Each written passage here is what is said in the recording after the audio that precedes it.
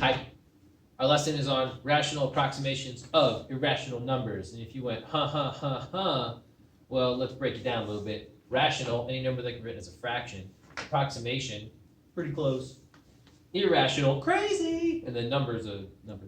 So we're looking to change this into the closest fraction that we can come up with. Okay? So that's the title of the lesson.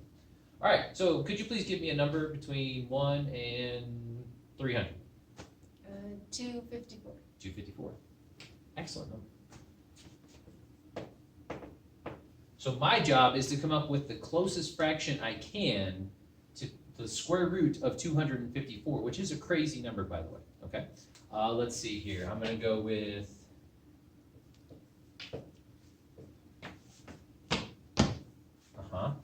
Wait for it.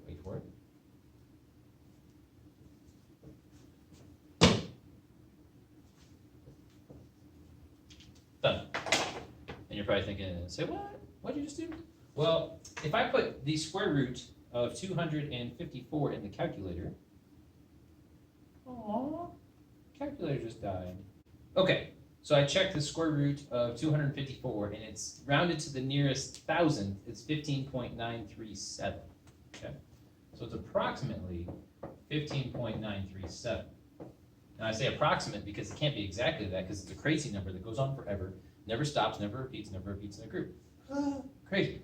So I don't even want to put a dot there. I'm just going to say it's about that. Now if I take 15 and do 29 31sts, let's see, 29 divided by 31 is 0.935. Now there's more to that also, but it will repeat eventually. So I'm going to say about this also, because there's more to that decimal. Would you say that's a pretty close approximation of the square root of 254? Yes? I'm getting a big thumbs up back there? I think so too. 15.93, and I'm off by 2 thousandths. If I said I could get within 2 thousandths of the actual answer, you might be like, yeah, it's not bad. Okay, so let's do another one over here, and I'll walk you through my process of how I did this so quickly in real time. Could you please give me another number between 1 and 100? 97. 97. So all we need to do is look at the two perfect squares that 97 is nestled in between, all right? So you know your perfect squares. We've got 1, 4, 9, 16, 25, 36. We'll stop when we get past 97, okay? 49, 64, 81, and 100. And I would say that 97 is right in between these two right here. Agree? Okay. So all I need to do is take 81, the square root of 81, and put it on one line, and the square root of 100 and put it on another. And then ask myself, well, what is the square root of 81? It's 9 times 9, so it's 9. Well, it's actually plus or minus 9, but we're just going to go with the positive root. Okay. So it's 9, and this is 10. So if you take the square root of 97, it should be 9 point something, right? Because it's in between 9 and 10 in terms of the perfect squares that it's nestled in between. So I'm going to say it's 9 and some change. Okay, that's how I say that. The fraction is the change or what's left over. Now I want you to do a little mental exercise with me. You are walking along a number line, and you encounter 81, and you don't get to 100. So this is you right here. Does that look like you? You have hair now. I didn't say I was good at drawing, but you're walking along, you're having a good time, and you walk past 81, and you stop at 97. And I'm just going to ask you, when you got to 81, and you walked to 97, how far did you go from 81? What distance is that? Well, that's what, 16? Okay. So that's 16 units. So you traveled 16 out of this total distance that you could have traveled from 81 to 100, which is 19. You went 16/19ths of the way in between those two perfect squares. Okay? And that's all I did over here. I said this is between 225 and 256, and it's 29 of the 31sts in between those two. Okay? So if that makes sense, that's all this lesson is. It's actually not that bad. But for some people, it's quite strange. You're like, what are you doing? What kind of mystery is going on here? Well, we're approximating the crazy number with the closest fraction that we can come up with, okay? Now, we could probably get a better fraction, honestly, but in a short amount of time, that's not too bad.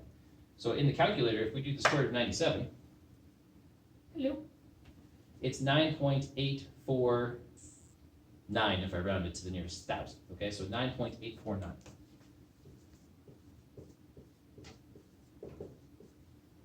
Oh, 849, is that what that? Yep. And then if I look at my fraction that I created, 16/19 is 9.842.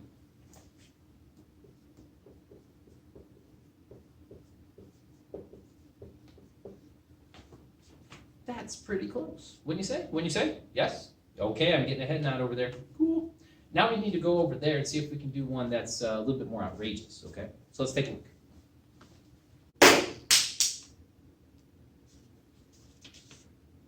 Got a little extra time on your hands?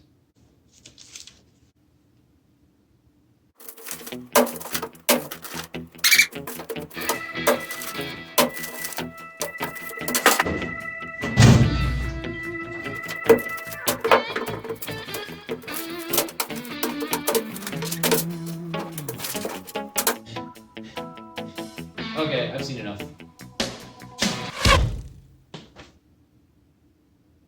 Whoa.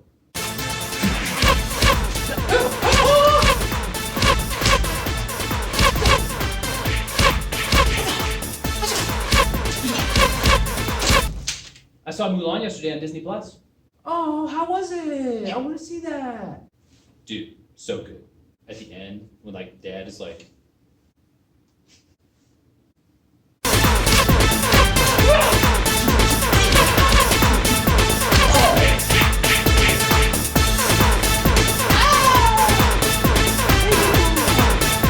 you have brought dishonor to this classroom.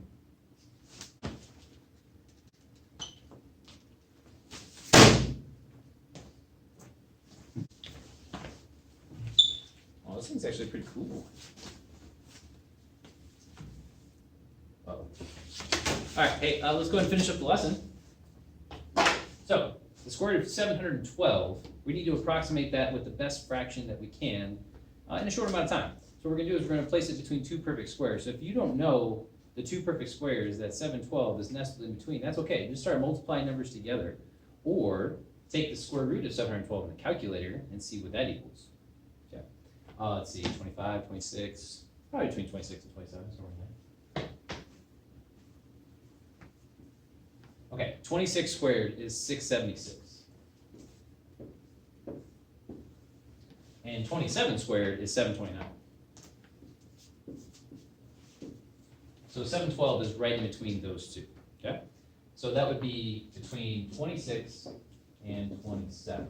So let's go ahead and put a big 26 and some change. Now, if you're walking along and you walk past 676, okay, so picture the number line there. This is you, and you hit 676. You could ask yourself right now, how far is it to 729? What's the distance in between those two numbers? So if you simply just subtract those two, what do you get? I don't know. You're gonna make me do it? Oh, well, 30, 40, 50. 50 would be 626, so 53. So it's a distance of 53, and then we gotta figure out when we land at 712, which would be somewhere over here. So how far is it from 676 to 712? 20, 30, 40, 36. Now that we have our fraction located, we will see how close is that to the actual. So if you take the square root of 712 in the calculator, what you get?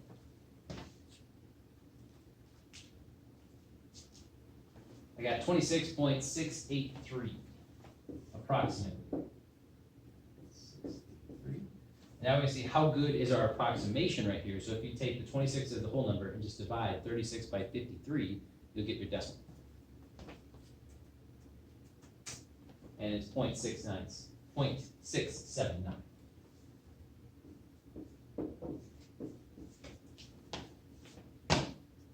It's pretty close. That's all we're looking for.